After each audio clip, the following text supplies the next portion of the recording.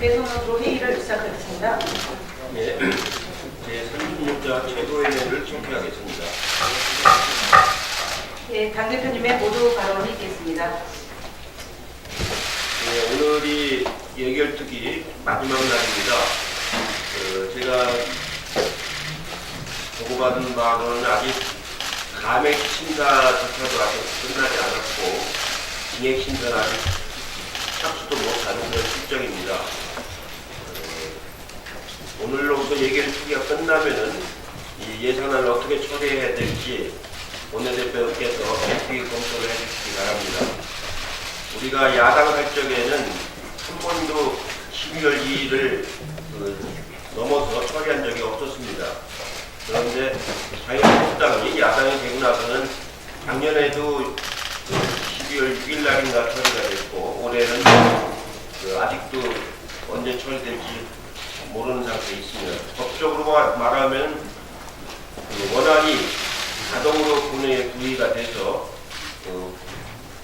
휴일이 지나고 나면은 바로 의결 처리하는 것이 당연하다고 생각하는데 원내대표께서 야당과 한 번쯤 협의를 해서 반드시 12월 3일 날 처리될 수 있도록 조치를 취해 주시기 바라겠습니다. 오늘 아침에 남북철도 공동조사가 시작된 열차가 지금 판문점으로 출발을 했습니다. 판문점이 아니고 대정역으로 출발을 했습니다. 아마 남북 교류의 아주 큰 상징이라고 볼 수가 있습니다. 이제 신의까지 가는 경의선 철도 조사를 끝내고 다음에 원선에서 나진까지 가는 또 철도 조사를 해서 두 축을 이렇게 조사를 하고 아마 연말쯤에는 착공식을 가질 아주 중요한 행사의 첫걸음이라고 볼 수가 있습니다. 이를 통해서 TSR이 같이 연결돼서 유럽까지 철도로 갈 수 있는 그런 시대를 알리는 첫 개막이라서 아주 의미 있는 대장정이라고 생각을 하겠습니다. 2600km 대장정을 잘 조사를 해서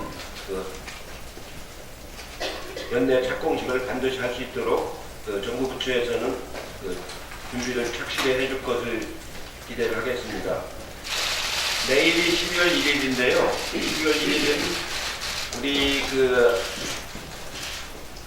IT 분야에서 굉장히 중요한 의미를 갖습니다. 5G 시대가 처음으로 열리는 아주 통신 역사상 굉장히 획기적인 새로운 기회가 될 겁니다. 5G는 내일부터 이제 일부에서 물론 시작되는 거지만 시작되면은 4차 산업혁명 시대에 큰 하나의 메커니즘을 만드는 것이라고 볼 수가 있는데 통신 속도가 굉장히 빨라집니다. 지금 우리가 쓰고 있는 LTE 서비스보다 한 20배 정도 빨라진다고 하니까 엄청나게 빨라지는데 걱정스러운 것은 초연결 시대에 우리가 경험했던 것처럼 아연 기지국이 지난번에 사고가 났을 때 먹통이 되는 그런 경험을 했던 것처럼 다시는 이런 우발적인 사고가 안 나도록 철저하게 사전 준비를 하는 것도 매우 중요합니다. 속도가 빨라지는 만큼 먹통도 빨라진다고 생각을 하고 같이 철저하게 대비를 해야 된다고 생각을 하고 있습니다. 저는 어제 말씀드렸습니다만 반월시와 판단에 다녀왔습니다. 한쪽은 아주 스마트 공장을 잘하는 모습을 보았고 한쪽에서는 젊은이들이 자꾸 떠나려고 하는 산단을 두 가지 산단을 동시에 보았습니다. 예, 앞으로 우리가 4차 산업혁명 시대에 들어가면서 기존의 산업단지를 어떻게 발전시켜야 될까 하는 것을 많은 시사해주는 그런 현장이었었는데 앞으로 산자 위에서 보다 좋은 그런 산업단지를 개발할 수 있고 특히 우리 젊은이들이 찾아와서 일할 수 있는 그런 산업단지로 발전시킬 수 있는 정책을 많이 개발하도록 노력을 해야 할 것 같습니다. 이상입니다. 예, 다음으로 홍영표 원내대표의 발언이 있겠습니다. 오늘 밤 12시를 기해서 예결위원회 예산심사가 종료하게 됩니다.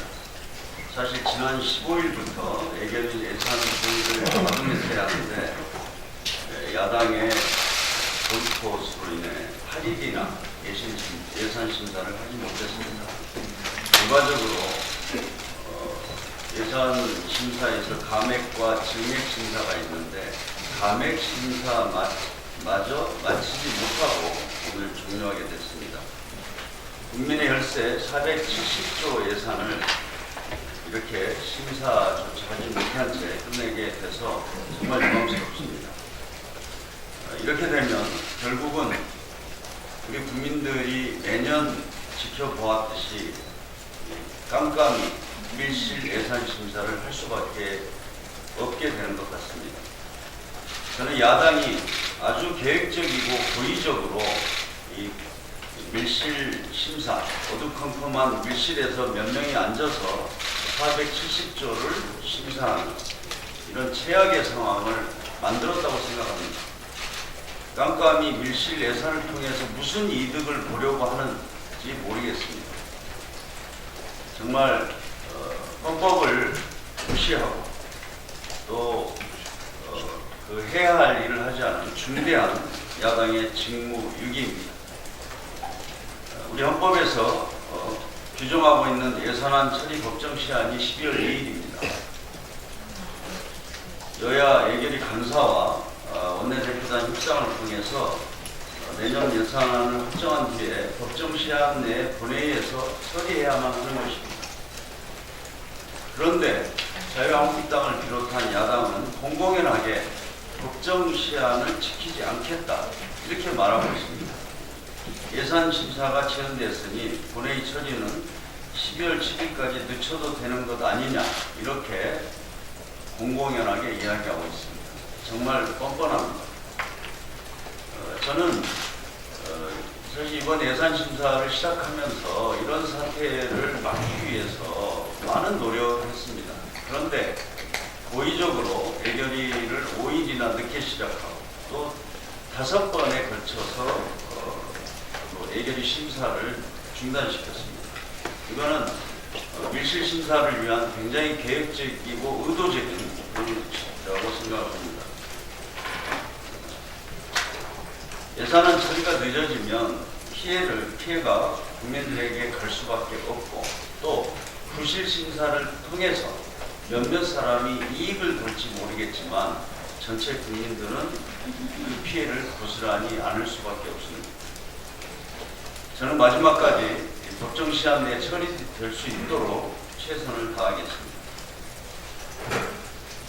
어제 공정위원회가 실시한 하도급 거래 실태 조사에서 하청업체를 상대로 갑질을 한 대기업이 무더기로 적발됐습니다. 5,000개 조사 대상 기업 가운데 2,400곳이 하청업체를 상대로 기술 이용, 부당 반품, 납품 단가 인하 압박 등 위법 행위를 한 것으로 드러났습니다. 비율로 따지면 적발된 기업이 전체의 48%나 됩니다. 문재인 정부 들어 하도급 거래 관행 개선을 추진해 상당한 성과를 거두었지만 하도급 갑질은 여전히 그렇게 많습니다. 불공정 행위를 근절하기 위해서는 공정경제, 경제민주화 입법이 시급합니다. 하도급법의 경우 현재 9건의 관련 법안이 국회 정무위에 제출되어 있습니다. 하도급 대금, 분쟁, 조정 제도를 보완하고 기술 이용에 대한 전속 고발권을 폐지하는 등 중소기업에 꼭 필요한 법안들입니다. 또한 공정거래법 전부 개정안, 가맹사업법, 대리점법, 대중소기업 상생협력법 등 공정경제와 경제민주화 법안도 이번 정기국회에서 처리해야 합니다. 이를 통해 대기업의 불공정한 거래 행위를 막고 중소기업들이 노력한 성과를 제대로 보상받는 산업 생태계를 만들어야 합니다. 그래야만 우리 경제와 사회가 지속 성장할 수 있습니다. 여야는 지난 5일 여야정 협의체를 통해 불공정을 시정하고 공정경제의 제도적 기틀을 마련한다는 데 합의했습니다. 이 합의 정신을 정기국회에서 반드시 성과를 통해서 실현해야 합니다. 어제 한유총이 유치원 비리 3법에 반대하는 집회를 열었습니다. 비리 근절 3법을 악법이라고 규정하고 정부가 시설 사용료를 보장하지 않으면 집단 폐원도 불사하겠다는 엄포를 놨습니다. 이것은 60만 명 어린이들과 학부모를 골모로 한 협박입니다. 오로지 자신들의 이익을 관철시키겠다는 도를 넘어선 집단 이익입니다. 정부는 한유총의 협박에 굴하지 말고 단호하게 대처해 주기 바랍니다. 비리 근절 3법을 악법이라고 하는 한유총의 주장은 전혀 타당치 않습니다. 사립 유치원에 대한 정부 지원금과 학부모들이 내는 원비가 교육 목적 외에 부정하게 사용되지 않도록 회계 투명성을 강화하자는 것이 악법입니까? 또한 중대한 비리, 범죄를 저지른 자가 유치원을 운영하지 못하게 하고 유치원 급식의 질을 높이자는 법이 어떻게 악법이 될 수 있습니까? 한유총이 주장하는 사유재산권 보장은 내 마음대로 교비를 쓸 수 있는 권리를 인정해 달라는 것에 불과합니다. 한유총의 비이성적인 집단 행동은 자유한국당이 처리하는 것이나 다름없습니다. 비리 근절 3법이 발의된 지 한 달이 되도록 논의조차 안 되고 있는 이유는 여야 5당 중 자유한국당만 반대하기 때문입니다. 자유한국당은 더 이상 한유총을 위해서 시간 끌지 말기 바랍니다. 지난 21일 여야 합의 때 자유한국당도 사립유치원 관련법을 이번 정기국회에서 처리하기로 분명하게 약속했습니다. 오늘 자유한국당이 자체 법안을 내놓겠다고 하는데 그 내용을 지켜보겠습니다. 비리 유치원을 감싸는 법안으로 국민을 실망시키지 않기 바랍니다. 감사합니다. 예, 다음으로 박주민 최고위원의 말씀드리겠습니다.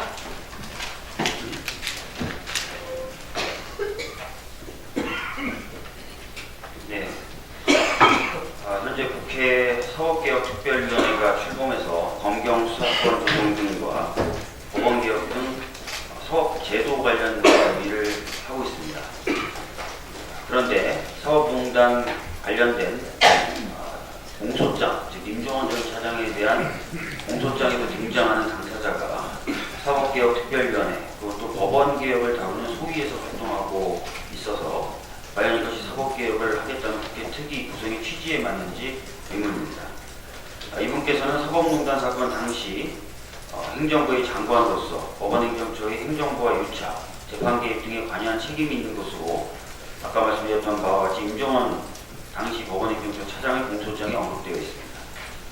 즉 일제강제징용 관련 사건에 대해서 청와대, 정부, 법원 관계자가 모여서 회의하는 소위 2차 소인수회의 등에 참석해서 안전행정부에서 추진하는 강제징용 피해자 재단 설립 등과 관련된 내용을 논의했다는 것입니다. 그런 분께서 사개특위, 게다가 법원개혁 소위에 들어와 계시고 최근에는 특별재판부를 반대하는 내용을 논의하는 정책 토론회까지 개최했습니다. 사법농단에 관여된 판사가 사법농단 관련된 재판을 진행하는 것이나 사법농단 사건에 연루되어 있는 정치인이 국회 사개특위에서 법원개혁 방안을 논의하고 사법농단을 다룰 특별재판법에 대해 비판하는 것이 무슨 차이가 있습니까? 자유한국당이 사법농단 관련된 사건을 해결할 의지가 있는지 의심스러울 뿐입니다. 전국 법관대표회의에서 사법농단에 관련된 판사들에 대한 탄핵을 이야기하고 국회에서도 법관 탄핵에 대한 이야기를 하자 대법원은 서둘러서 문제가 있는 법관들에 대해 12월 초에 징계 조치를 마무리하겠다고 밝힌 바 있습니다. 그런데 오늘 한 매체의 보도에 따르면 문제 있는 법관들에 대한 징계 여부와 정도를 판단할 법관징계위원회 위원 7명 가운데 위원장을 비롯한 6명이 양승태 대법원장 때 임명되었거나 위촉되었고 더 나아가서 그중 몇 명은 아예 임종원 당시 법원행정처 차장이 추천한 사람이라고 합니다. 법관징계위원회 구성이 이렇게 되어 있다면 제대로 된 징계 절차가 진행될지 의문이 들 수밖에 없습니다. 우선 대법원은 법관징계위원회 구성을 사법농단과 전혀 관계없는 사람들로 일신하여야 할 것입니다. 그리고 이렇게 법원이 스스로의 노력으로 국민의 신뢰를 회복하지 못하고 있는 상황을 방치하지 말고 국회가 보다 적극적으로 나서야 할 것입니다. 그런데 정작 자유한국당 소속 법사위원장은 법관 탄핵에 대해서 이야기했다는 이유로 전국법관대표회의를 해체하라라고 이야기하고 있을 정도입니다. 자유한국당은 사법농단과 관련된 판사들에 대한 비호를 당장 멈추고 법관 탄핵 등에 대해서 보다 적극적인 태도를 보여야 하겠습니다. 이상입니다. 네, 다음으로 박강원 최고위원님의 말씀드리겠습니다. 네, 경제는 심리라는 말이 있습니다. 그만큼 심리적 요인이 경제 상황 전반에 미치는 영향이 크다는 얘기일 텐데요. 문재인 정부에서 경제 체질이 개선되고 있음을 보여주는 많은 지표들이 있는데 우리 사회, 또 미디어, 우리 야당에서 지나칠 정도로 어두운 지표만을 강조하고 밝은 지표는 외면하는 그런 일이 있어서 안타깝습니다. 국민들의 이런 것들이 국민들의 경제 심리에 굉장히 안 좋은 영향을 미친다는 점에서 다시 한번 말씀을 드리겠습니다. 일자리 질이 개선되고 있는 뚜렷한 그런 지표들을 제가 몇 개만 소개해 드리겠습니다. 고용노동부가 발표한 10월 사업체 노동력 조사 결과 1인 이상 종사자가 있는 모든 사업체를 대상으로 조사를 했는데요.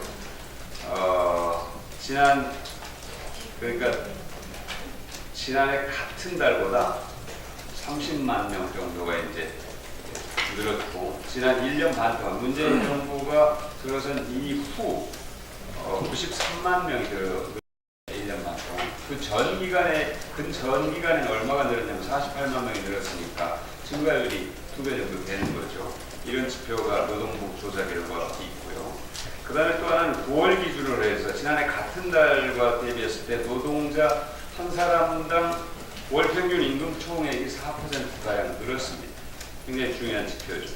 그리고 올해 1월부터 9월까지 실질임금, 누구의 실질임금이 지난해 같은 기간보다도 증가율이 3배 정도 됩니다. 그러니까 4.2%인데 그 전년도에는 1.4% 정도였으니까 증가율이 굉장히 는 겁니다. 매우 중요한 유의미한 지표라는 점을 말씀을 드리고, 일자리의 질이 매우 안정적으로 긍정적인 방향으로 바뀌고 있다 하는 점을 말씀을 드립니다. 다만 이제 자영업자 문제가 우리들에게 있어서 굉장히 이제 어려운 부분인데, 이번에 카드 수수료 인하를 통해서 전체적으로 250만 업체 가운데 24만 업체가 아주 영세 자영업자이기 때문에 그분들에게 굉장히 큰 혜택이 있을 것이다. 그리고 실질적인 변화가 내년부터 있을 것이라는 점 말씀드립니다. 그 다음에 또 산업자원부에서 밝힌 자료를 보면 올해 외국인 직접 투자 신고액이 230억 달러입니다. 이건 우리 역사상 가장 많은 액수입니다. 반도체, 디스플레이, 주력 산업의 소재 부품 분야 투자가 활발해지고, 또 여기에 바이오, 디지털 콘텐츠, 모바일 금융, 4차 산업혁명의 핵심 그런 분야에 투자가 늘고 있다는 점을 말씀을 드립니다. 혁신 경제, 혁신 성장과 매우 밀접한 관계를 갖는 그런 투자라고 생각합니다. 분명히 우리 경제의 체질이 변하고 있다, 긍정적으로 변하고 있다고 보여주는 그런 지표들이 있다는 점을 말씀을 드립니다. 지난 화요일 서울중앙지법이 5.18 관련 허위 조작 정보가 담긴 재만원 씨의 블로그 게시물을 삭제한 네이버의 결정이 타당했다고 판정했습니다. 재판부는 이렇게 얘기했습니다. 5.18 민주화운동은 1980년 신군부 세력의 비상기업 확대 조치에 맞서서 민주주의 쟁취를 위해 항거한 사건이라는 게 역사적 사실이다. 그러나 지만원 씨는 이를 전면으로 부정하고 북한이 배후 조정한 것으로 표현하고 있는데, 이는 지만원의 글이 역사적 사실을 왜곡하고 5.18 민주화운동과 관련한 지역과 집단과 개인을 비하하고 편견을 조장할 우려가 있기 때문에 방심위가 네이버 글 삭제를 요구하는 것은 재량권 일탈이 아니다, 이렇게 지적을 했습니다. 그런데 이렇게 대법원이 판시를 했음에도 불구하고 여전히 5.18 관련 허위 조작 동영상 유튜브에 열려 있습니다. 구글 코리아에도 마찬가지입니다. 유튜브에 강력히 요청합니다. 삭제하기 바랍니다. 그리고 자유한국당도 이런 허위 조작 동영상 생산을 하는 그런 유튜브 채널을 비호하는 자세를 버려야 한다고 강조합니다. 이상입니다. 네, 다음으로 김혜영 최고위원 따로 말씀 안 하십니까? 예. 앞으로 좀. 남북관계를 뒤흔드는 가짜 뉴스는 엄중하게 처벌돼야 될 사회학이라고 생각합니다. 저는 청와대 국가안보실을 사칭해서 입수된 문구들을 보면은 모 언론이 한미동맹 균열 심각이라고 보도한 가짜 뉴스로 경찰이 수사가 하고 있는 거라고 했습니다. 그런 말이 아닙니다. 남북 관계를 뒤흔드는 가짜 뉴스 매우 심각합니다. 예를 들면은 북한이 전쟁 준비 시작을 위해서 한국 군용군벌 10만 불 반입했다. 또 평양 남북 정상회담에서 NLL을 팔아먹었다. 북한이 남한 정부의 국민연금 200조 원을 내놔라고 했다. 등등 수많은 가짜 뉴스가 한반도 평화와 비핵화 과정을 방해하고 이어가고 있습니다. 경찰이 지난달부터 수사 중인 가짜 뉴스를 모두 16건인데 이 중에 14건이 전국민 남북관계에 관련된 허위사실인 것으로 집계되었습니다. 국민을 현혹하고 선동하는 가짜 뉴스와 달리 지금 남북은 한반도 평화를 위한 쟁걸음을 내딛고 있습니다. 어제 남측 대표단이 산림 방충에 방제약 제공을 하고 있고 북측과 개성시 왕릉 주변에서 공동 방제작을 벌이고 산림분자 협력을 이어가고 있습니다. 오늘부터 12월 17일까지 남북 철도 공동조사가 이루어집니다. 남북이 경의선 개성에서 시위주 구간 300km와 동해선 논산에서 순환강 구간 300km 철도 구간 조사에 들어갑니다. 특히 아까 우리 대표께서도 말씀했습니다만 우리 철도 차량이 부산 이후 처음으로 북쪽 동해선을 운항했다는 사실이 지금 남북관계의 현실입니다. 이처럼 다시 말하는 남북 화해 평화 구축 분위기에 찬물을 끼얹고 한반도 평화를 교란시키는 가짜 뉴스들을 면밀히 살펴보면은 합리적인 근거를 토대로 한 건전한 비판이 아닌 거의 과장이 대부분입니다. 조작되고 왜곡된 정보로 국민들께 악영향을 끼치려는 가짜 뉴스는 더 이상 용인돼서는 안 되고 특히 한반도 평화와 번영을 바라는 8천만 결의 예문이 훼손되는 가짜 뉴스는 엄단해야 할 사약이라고 봅니다. 다음으로 김혜영 최고위원님 말씀드리겠습니다.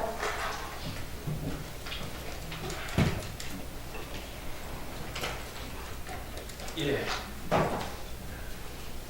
지난 20일 보건사회연구원에서 발표한 보고서에 따르면 현 세대 청년 중 30%가 아동기에 빈곤을 경험했다고 합니다. 6년 이상 장기 빈곤을 경험한 청년 중 68%가 5졸 이하의 학력인 반면 단기간 빈곤을 경험한 경우는 60% 이상이 대학 이상의 교육 수준이었습니다. 아동기 빈곤 경험에 따라서 청년의 교육 격차가 더 벌어지고 있는 것이 확인되었습니다. 아동기의 빈곤 경험이 청년기에도 영향을 미치며 아동 빈곤이 장기화될 수 있다는 점에서 아동에 대한 세밀한 지원이 필요합니다. 다행히 지난 28일 국회 보건복지위원회에서는 만 6세 미만 아동 90%에게만 지급하는 아동수당을 내년 하반기부터 만 9세 미만 모든 아동들에게 지급하도록 확대하는 예산안을 통과시켰습니다. 아동수당 100% 지급은 국가가 전 생애에 걸쳐 국민의 삶을 책임지기 위한 노력의 시작점이기도 합니다. 실제로 세계일보에서 지난 10월 진행한 설문조사에서 아동수당이 양육부담 경감에 도움이 된다는 응답률이 66%로 그렇지 않다는 답변보다 2배 많았습니다. 아이를 키우는 것은 개인의 문제를 넘어 국가의 책임입니다.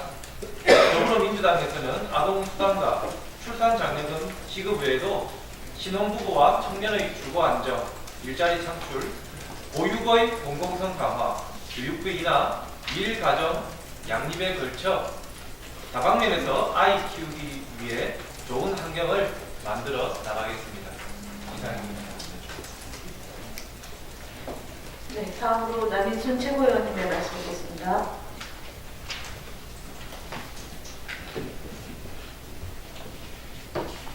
네, 원내 대표님께서도 말씀하셨는데요. 한주총 회의가 어제 방화문에서 벌기대회를 했습니다. 정말 너무나 유감스럽습니다. 비리 유치원 문제에 대해서 자정 활동을 통해서 국민들의 신뢰를 회복해도 모자랄 판에 유치원 3법을 반대하는 그런 집회를 연다는 것에 대해서 정말 너무 유감스럽고요. 이것은 분명히 국민의 뜻에 반한다고 하는 점을 다시 한번 강조하고자 합니다. 이들 단체가 그 집단행동을 강제했는지도 아마 조사가 필요하지 않나라는 생각이 들고요. 언론 보도에 따르면은 지금 설립자와 원장 등 유치원 관계자뿐만이 아니라 학부모 2명 이상 참석을 요구를 했다고 합니다. 아이들을 불모로 학부모까지 끌어들여서 자신들의 이해를 간철하고자 하는 행태에 대해서 유감을 표하고요. 뿐만 아니라 그 교육자의 관점에서 그 유아교육을 운영하고자 하는 그런 유치원 원장들이 열고자 하는 세미나에 대해서도 상당히 방해를 했다라고 하는 그런 점조차 있어서 이런 부분에 대해서는 여러 가지 조사가 좀 필요할 것이라고 생각합니다. 어제 그 저희 당의 유치원 어린이집 공공성 강화 특별위원회에서는 서울시와 경기도 인천시 교육감이 참석해서 현재 여러 가지 현장에서 벌어지는 일들을 꼼꼼하게 점검을 했습니다. 고의성이 있는 일부 사립유치원의 비리에 대해서는 무관용 원칙을 계속 해나갈 것이고요. 그리고 퇴원 절차를 강화해서 위법적인 퇴원에 대해서도 지금 행정적인 어떤 조치를 하고 있다고 보고를 받았습니다. 뿐만 아니라 유치원 퇴원에 대응해서 공립유치원을 적극적으로 증설해서 지금 유아 학습권이 보장될 수 있도록 한다는 데 공감하였습니다. 이제 정말 12월 정기국회 회기가 얼마 남지 않았습니다. 이제 내일이 12월이죠. 그래서 여야 5당 원내대표가 합의한 정기국회 회기 내 유치원 3법 처리 반드시 처리가 돼야 되고 오늘이라도 자유한국당에서 법안을 냈다고 하니 기다려보겠습니다. 꼭 처리될 수 있도록 다시 한번 노력해 주시기를 촉구합니다. 예, 다음 한 가지 좀 말씀드리겠습니다. 당 을지로위원회하고 민생연석회의가 주력해온 불공정한 카드수로 개편으로 지난주에 많은 중소업자들이, 중소상인들이 정말 기쁨의 눈물을 흘렸습니다. 대표적인 골목 사건이라고 할 수 있는 마트, 편의점, 동네 경유원, 음식점, 여러 군데에서 정말 잘했다 이런 얘기를 들었습니다. 앞으로 저희 당은 민생들을 계속 챙겨나갈 것입니다. 더 속도를 낼 것입니다. 그 일환으로 편의점에 대한 최저수익 보장제도 도입을 적극적으로 검토를 하고 있고 공정거래위원회에서도 아마 다음 주 중에 이 문제에 대해서 뭔가 대안을 마련할 것으로 알고 있습니다. 상생할 수 있는 그런 방안 만들어서 다음에 다시 보도하도록 하겠습니다. 이상입니다. 예, 다음으로 김용수 최고위원님의 말씀드리겠습니다. 예, 오늘이 11월 말일입니다. 광주형 일자리 선패를 가를 막판 협상이 아직도 진통을 겪고 있다고 합니다. 옥동자는 탄생시키기 위한 의미 있는 그런 진통이 되기를 기대합니다. 지난 27일 지역 노동계의 포괄적 위임으로 정권을 넘겨받은 광주시는 현대자동차의 적정을 찾기 위해 지금까지도 협상에 총력을 경주하고 있는 것으로 알고 있습니다. 광주형 일자리의 선패는 단순히 광주시가 직면한 경제적 어려움을 해결하는 데 그치지 않다고 봅니다. 국내산업 전반에 영향을 미칠 수 있는 새로운 사회 경제 모델로서 대한민국의 혁신적인 노사 상생형 일자리 모델이 될 것입니다. 그렇지만 지금 부여된 시간이 그렇게 많지가 않습니다. 이달 안에 협상을 마무리하지 못하면 국회 예산심의 법정기한인 12월 2일을 넘길 수밖에 없습니다. 현대자동차는 기득권 노조의 저항 그리고 반발 등 여러 가지 어려움이 있겠지만 지역 노동계의 포괄적 고난 이임의 시그널을 잘 감안해서 광주형 일자리에 대한 지역민의 염원과 일자리를 찾고자 하는 청년들에게 희망을 줄 수 있는 미래지향적 선택을 해주셔서 다시 한번 촉구드립니다. 광주형 일자리는 반드시 광주에서 먼저 성공해야 합니다. 이상입니다. 예, 감사합니다. 이상 최고위원회 모두 발언을 마쳤고요. 한 가지 일정 관련해서 말씀드리겠습니다. 오늘은 12월 3일 월요일날 오전 9시 30분에 당 대표 회의실에서 당대표 및 최고위원 취임 100일 합동 기자회견이 개최됩니다. 어린 여러분들의 많은 관심 부탁드립니다. 이상 100개 최고위원을 마치고요. 그러면 대표부터